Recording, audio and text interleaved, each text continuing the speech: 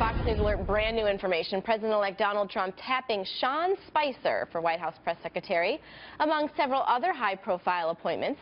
Joining me now to break down this new alert, we have Fox News contributor and political editor at townhall.com, Guy Benson. Thank you so much, Guy, for joining us. Hey, Merry Christmas. I'm grateful to have you on set with us. Absolutely.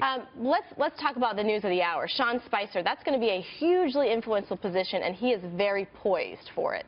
Yeah, so they announced this communications team. Several of the members have been very loyal to Donald Trump over the past year and a half. Sean Spicer was running comms at the RNC. I know Sean a little bit, and you can't find a harder working guy in Washington. He's a very talented communications professional. I think this is a job that he took on over the last year with all of the craziness going on in the 2016 cycle, a very difficult job that he did quite well.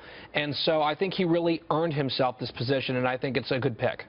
I want to talk to you about a few other picks that are relatively fresh, considering a 24-hour news cycle.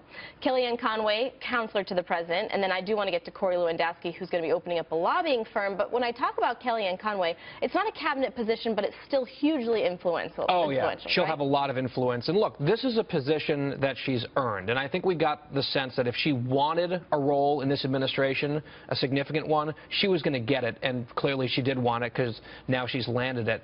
And I did enjoy this morning on Fox Business, she was asked, well, you know, you're a mother of 4. Right. This is a lot of responsibility. Can you make it work? And her answer was, well, I don't play golf and I don't have a mistress, so that gives me a lot more time than a lot of the men in D.C. And I was like, ooh, that is salty. I love it. Everyone will stop in their tracks in that one. But look, she clearly came on at a pivotal moment in the Trump campaign where the thing really could have gone to the dumpster, and she pulled it back on track and deserves an immense amount of credit for the fact that Donald Trump is not a has-been. He's the president-elect. Absolutely, absolutely. I want to talk about Corey Lewandowski. We've heard so much talk about this drain the swamp. We've heard it initially on the campaign trail, and then we heard former House Speaker Newt Gingrich say, well, you know, I'm not sure if we're going to use that. That's just a cute phrase. And then we heard Corey Lewandowski mention it this morning on Fox and Friends. Take a listen. I want to get your reaction. I think if you had to put them in a chronological order, drain the swamp is probably somewhere down the bottom, as opposed to getting tax reform done, making sure middle-class people have more jobs, making sure we're renegotiating our bad trade deals, ensuring that we're fixing Obamacare, repairing and replacing that, and putting in something new. I think at the end of the day, it's about the economy. I want to report that I made a big boo-boo. I talked this morning with President-elect Donald Trump, and he reminded me he likes draining the swamp. I mischaracterized it the other day. He intends to drain the swamp. So I want all of you to know I goofed. Draining the swamp is in. The alligators should be worried, and you'll hear me write more about alligators and the swamp. All right, okay, so we all make boo-boos. We're all human, boo-boo. But we also love consistency. Are we getting that? Why are we getting different messages? Yeah. This is confusing. Well, we all make boo-boos, but we don't all get phone calls from Donald Trump for making the goof or whatever he called it. And I think to see Newt and then Lewandowski sort of consecutively suggest that drain the swamp maybe was overblown, isn't a priority.